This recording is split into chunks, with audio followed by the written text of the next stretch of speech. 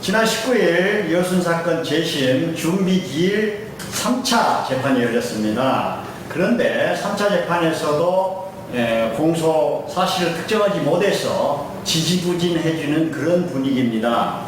그러니까 공소 사실을 특정하지 못했다는 것은 공소장을 못 썼다는 얘기 아니겠습니까? 그래서 여기에 대해서 취재를 했던 정병진 목사 나와 계십니다. 안녕하십니까? 네, 안녕하십니까. 그리고 우리 역사학자 주철 박사 나와 계십니다. 안녕하십니까? 네. 그래서 과연 공소 사실을 특정하지 못한 것이 왜 그런 것인가 지지부진한 이유도 알아보고요. 그러면 대안이 없는지 좀 알아보고 그렇게 해보도록 하겠습니다. 지금까지 3차 재판 현장에 취재하고 오셨죠? 예. 분위기 어떻던가요? 예, 저는 첫 번째 그 재판 공판 준비기일 그러니까 4월 29일 날 있었던 그 재판하고 그제 있었던 3차. 2차는 제가 갔다 왔습니다. 예, 제가 2차는 못 갔고요. 갔다 왔는데 여전히 많은 시민들이 관심을 갖고 있고요. 네. 뭐 방청석이 빼곡히 이렇게 잡고 또 취재 열기도 뜨거웠습니다. 반면에 결과가 뭐 말씀하셨다시피 공소사실을 특정할 만한 어떤 자료가 새로 발굴되거나 제출된 게 없고 그래서 참 뭐 이게 좀 실망스러워. 그러면 2차 때도 보면 변호사나 검사의 역할이 별로 없는 것 같이 보였어요. 3차도 마찬가지였나요? 그렇습니다. 검사가 거의 말을 안 했고요. 변호사도 마찬가지였습니다. 주로 말한 사람은 재판장, 판사였습니다. 어떻습니까? 주 박사 역시도 1, 2, 3차 준비기일 재판 다 보고 그랬었는데 느낀 게 있죠?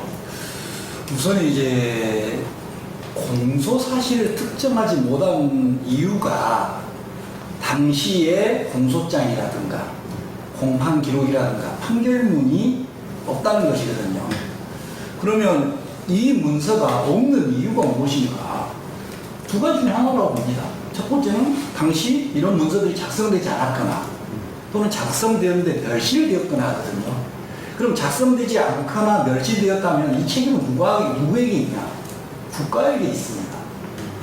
근데 이 공소장을 쓰지 못하면 어떤 결과가 나오냐면 청구인이 피해를 받게 됩니다. 수집을 못하는. 그렇죠?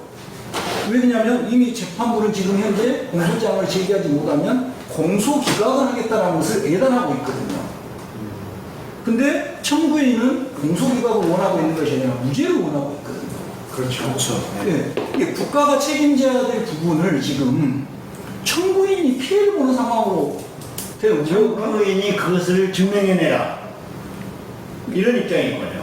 아니, 증명이라고 하지 않습니다. 왜? 그 공소로 제기는 검찰들이 할 수 없기 때문에. 그래서 우선 이 문제를 좀 지적하고 싶다. 국가의 관리 잘못이나 또는 국가의 잘못을 국민이 피해를 보는데 청구인이 피해를 봐서는 안 된다는 것이고요.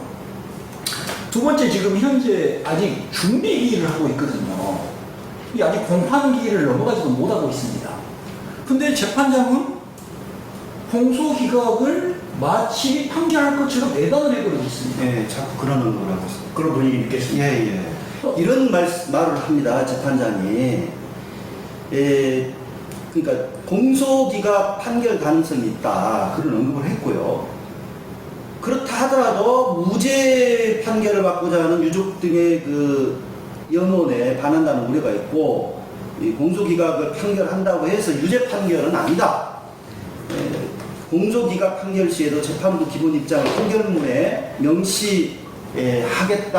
이렇게 이야기를 하고 있는 것은 이미 공소기각을 기각적으로 가는 좀 아예 그 기정사실화하고 있는 분위기를 풍겼어요. 그런 것을 막으려면 어떻게 해야 될까요? 그러니까 공소기각이 유죄 판결은 아니다. 그렇죠. 그렇다면 거기에다가 그럼 공소기각이 유죄 판결이 아니라고 무죄라고 또 말도 않거든요. 무죄라고도. 이건 애매모호한 겁니다. 시청인 입장에서는 무죄를 요구하는데 유죄가 아니다고 하는 것은 아주 소극적인 판단이고 그런 판결을 우리가 구원하면 아닌 거 아니겠어요? 그러니까 이런 지금 이 준비기일이기 때문에 이런 재판장의 발언에 대해서 검사 측이나 변호사 측에서 강력하게 문제 제기를 해야 됩니다. 그렇죠. 보통 재판 같은 게 당연히 그렇게 합니다. 이거 형사소송 소송이기 때문에. 근데 변호사가 어떤 말도 않고 있어요. 그러니까 예단한 거에 대해서 왜 우리 변호사는 그렇게 이제 그것은 될까요? 모르겠고요. 그래서 이제 그 두 가지가 우선 좀 문제가 되는 부분들이고, 그 다음에 이제 이 검찰 측에서 사실조회를 신청했다고 합니다. 국가기록원에다가. 근데 2차 재판이 6월 24일 날 있었어요. 근데 이 사실조회 신청한 날이 7월 15일이에요. 20일 동안 아무것도 안 보이다 신청하다 보니까 이번 재판 때까지도 아직 자료를 찾지 못했다라는 이유로 지금 또 준비 기일이 늘어지고 있는 거거든요. 그 다음에 또 뭘 요청한다고 하냐면 경찰청, 다시 말해 순천경찰서에 있는 보안관찰 기록을 사실조회하겠다고 했습니다. 근데 국가기록원에 신청한 자료나 순천경찰에 신청할 보안관찰 기록이 지금 피고인 장한봉을 특정하는 기록이 아닙니다. 이게 쉽게 말하면, 다시 말하면 공소장을 못 쓴 이유가 피고인 장한봉을 특정하지 못해서 한 것인데 공소장을 못 쓰는데. 그 특정하려고 하는 노력들이 사실 별볼일 없는 노력. 그렇죠. 지금 연속고 계속적으로 시간을 끌기 위한 형태로 보인단 말이죠.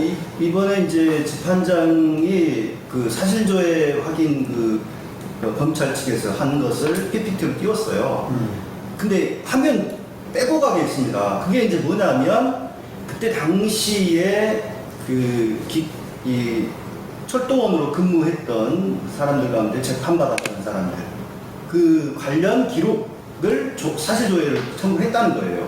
근데 사실 그거는 현재 그 피고인 그 장한봉 씨와 직접적으로 연관은 없지 않습니까? 그렇죠. 특정할 수 없는 거거든요. 이게 피고인 장한봉을 특정하지 못해서 공소 제기를 못하고 있다고 하는데, 그 기록들은 피고인 장한봉에 대한 기록이 아닙니다.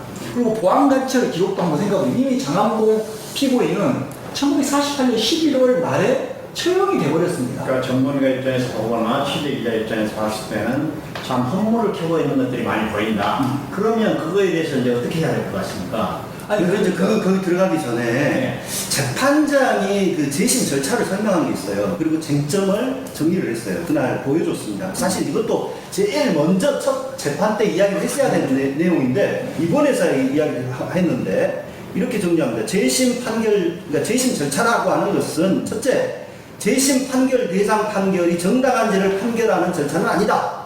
두 번째, 처음부터 공소가 제기됨을 전제로 진행하는 재판이다. 이렇게 이야기했어요. 그러면 공소가 이미 제기된 것을 전제로 재심이 이루어지고 있는데 공소 사실 복원이 불가능하기 때문에 공소 기각으로 간다? 이게 자체가 그게 성리가 안 된다라고 보거든요, 저는. 양쪽 말이 서로 안 맞는 말이 모순이죠. 모순이 되네요. 그 다음에 쟁점을 말씀드릴게요. 쟁점. 기록 폐기, 멸실된 경우 최대한 복구하여 판단해야 된다라고 하는 것이고, 두 번째, 형사소송법상 공소사실이 특정되어야 하고, 기록을 충족하지 못하면 공소기각을 해야 한다. 이렇게 두 가지가 지금 쟁점이라는 겁니다.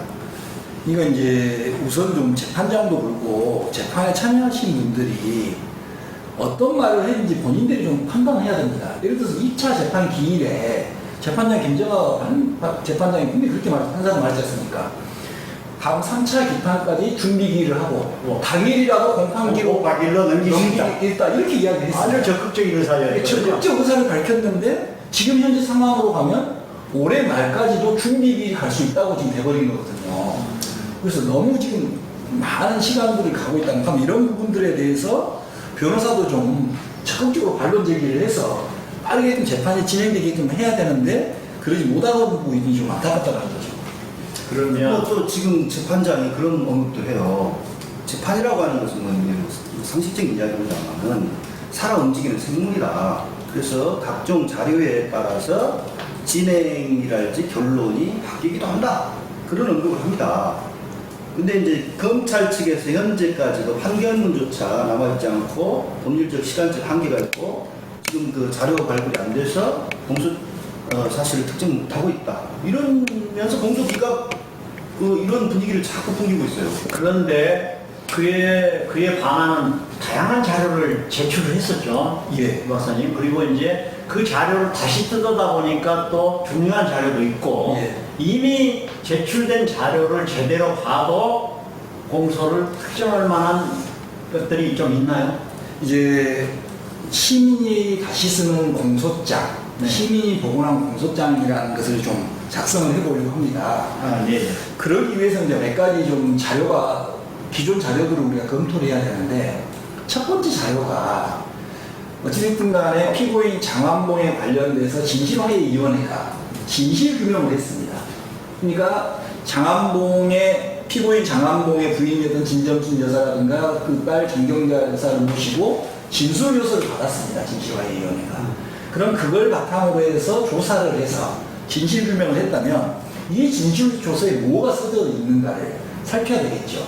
그럼 이 진실조서에 보면은 이 진점순 부인이 되는 진점순 씨가 한 기록이 나와 있고 장원봉의 딸 장경자 씨가 한 기록들이 나와 있습니다. 이거 좀 참고하고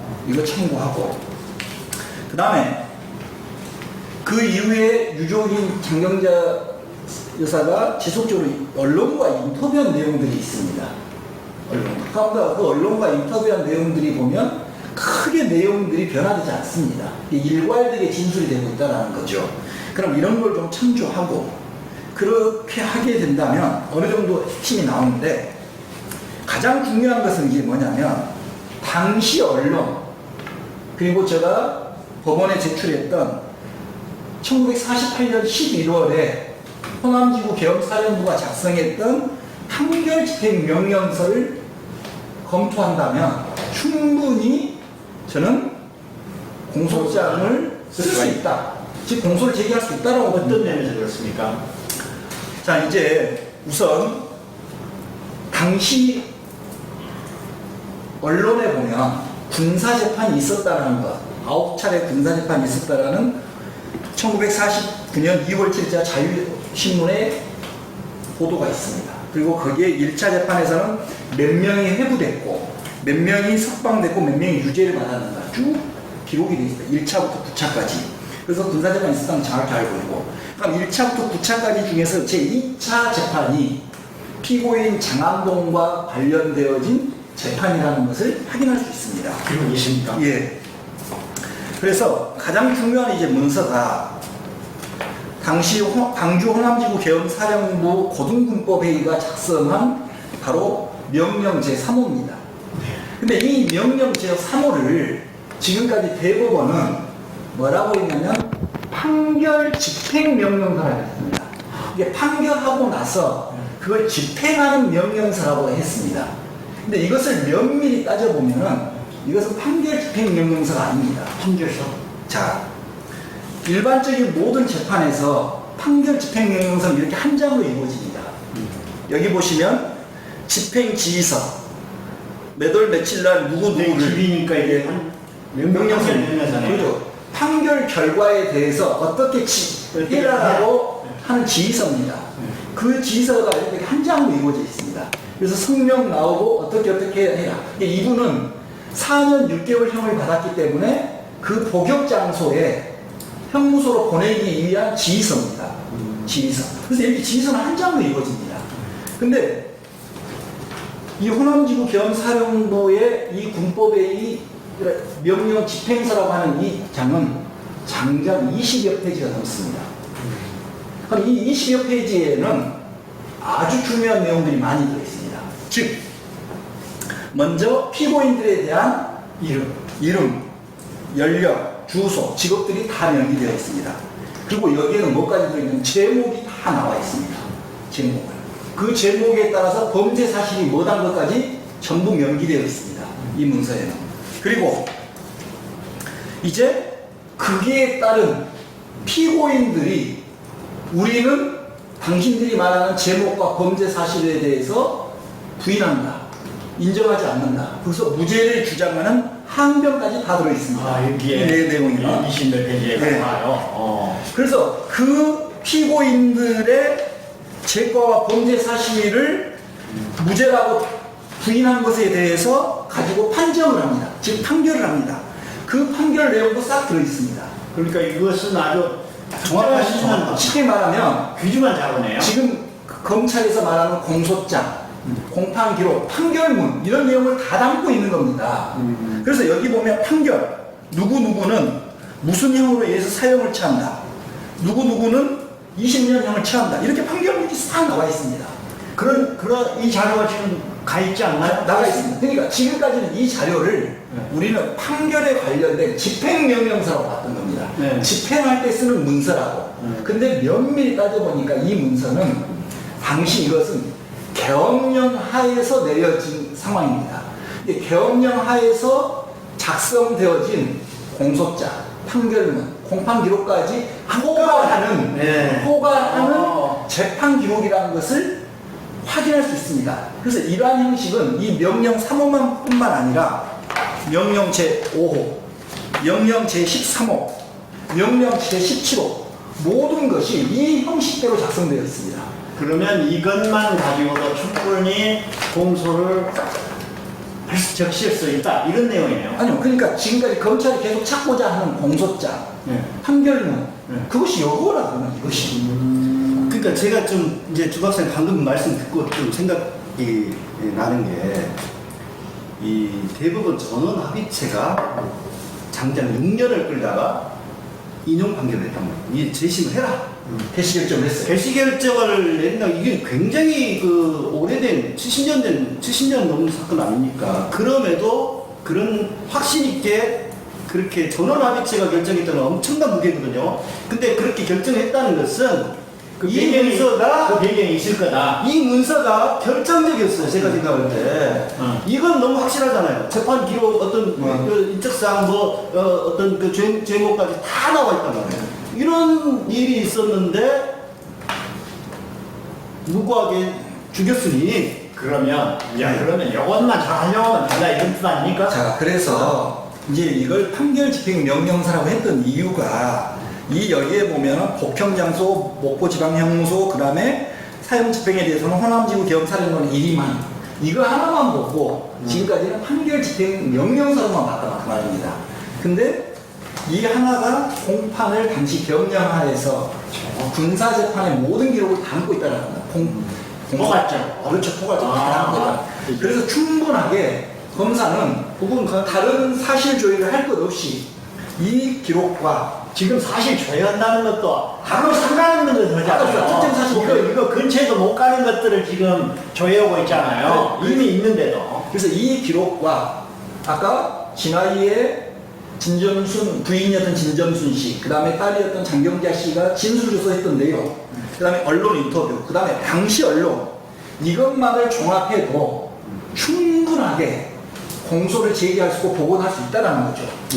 그러면 그래서 그걸 근처로 시민이 쓰겠다 이런 얘기죠. 그렇죠. 네. 이 쟁점이 바뀌어야 되겠습니다. 지금. 그렇죠. 쟁점이 바뀌어져야 됩니다. 이 쟁점이 문서가 아니라 이것이 판결 집행 명령서가 얼마나 중요한가를 증명만 하면 돼요. 그렇죠. 예. 여기 다 담고 있다는 거죠. 오케이. 그리고 다른 게 만약에 다른 재판에서도 이렇게 담고 있었다면 이것이 판결 집행 명령서가 맞습니다. 근데 다른 데서는 이렇게 집행 지서가 한 장인데 이 점이 매우 중요한 너무너무 중요해요.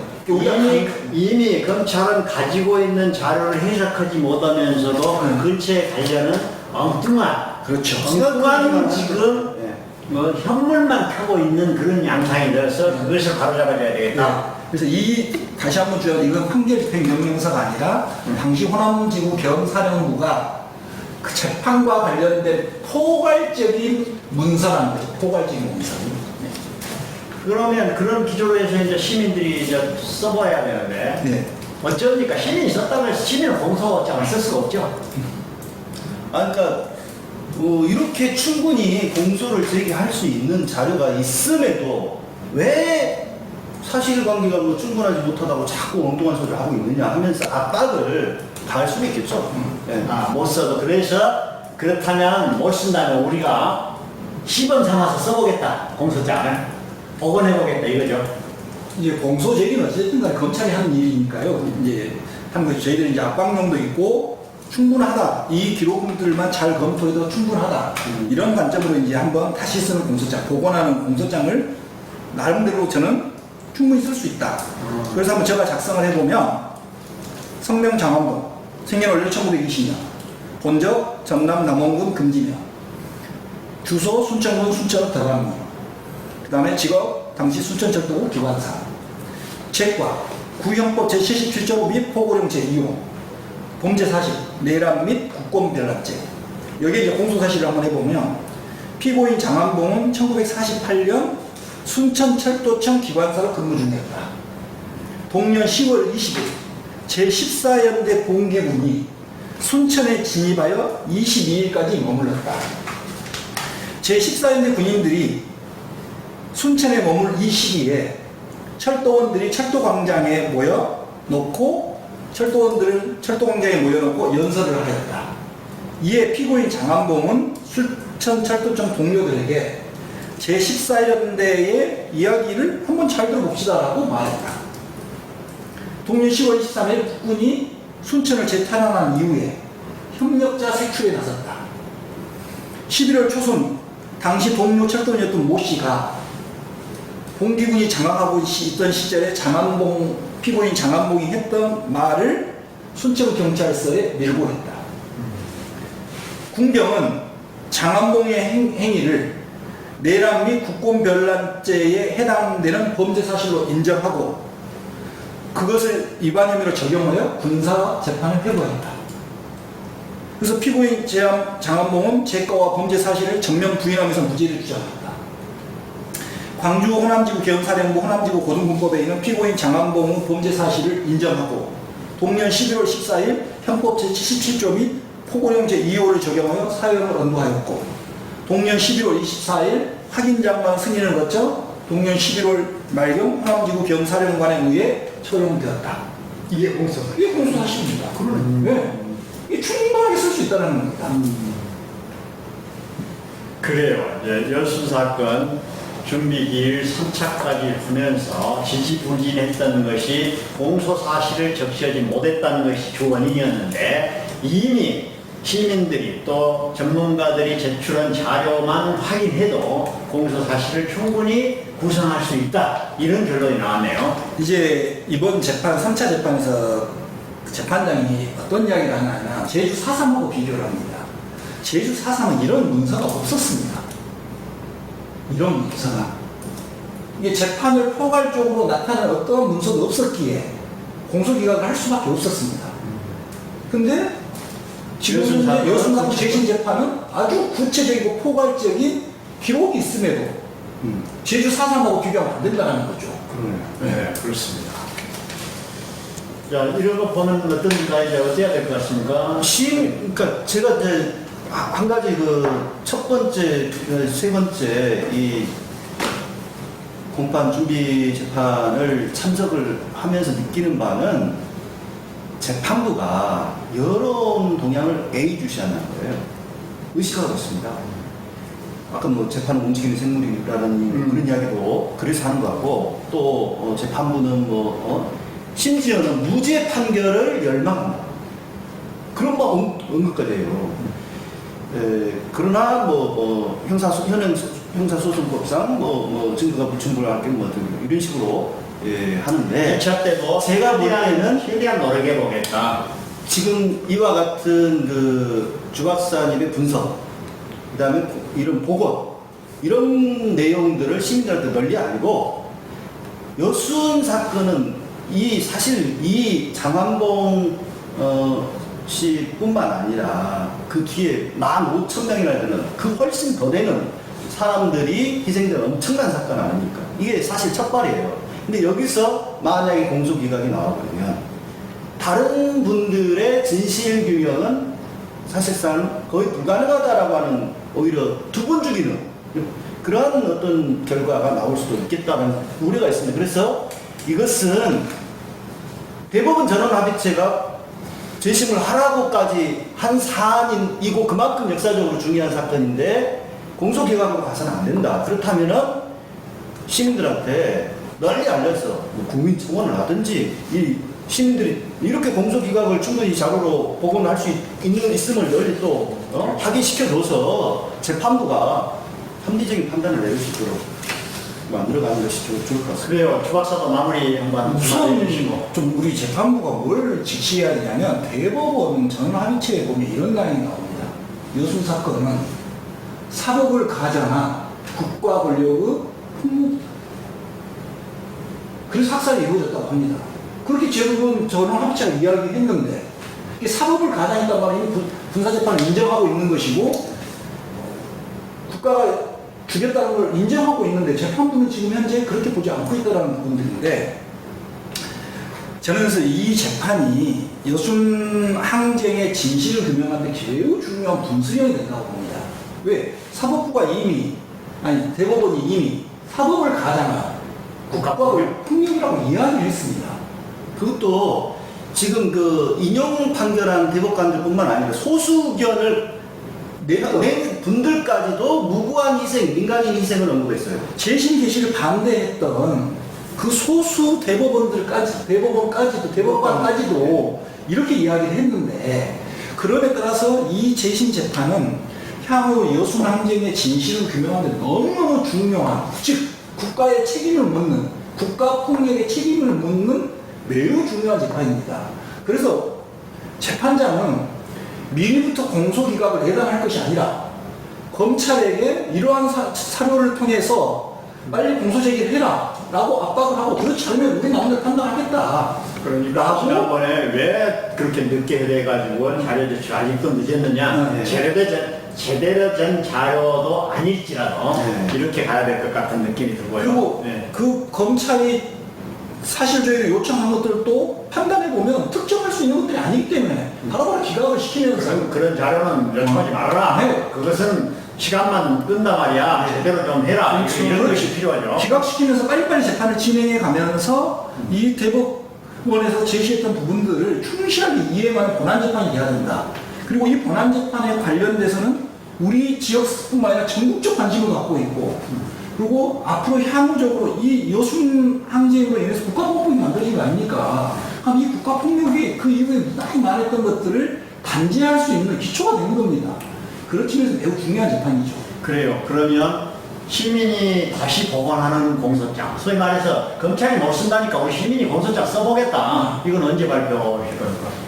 네, 저는 이제 오늘 이미 이렇게 예, 공개적으로 이야기가 됐기 때문에 다시 한번 우리 대책위 분들과 논의를 하고 기자회견도 갖고 그리고 법원에서 제출할 겁니다. 법원에 제출해서 이러이러한 것들이 있는데 왜 계속 지지부진하게 나가냐 이런 문제를 제기해야 한다고 그렇게 할 것입니다. 네.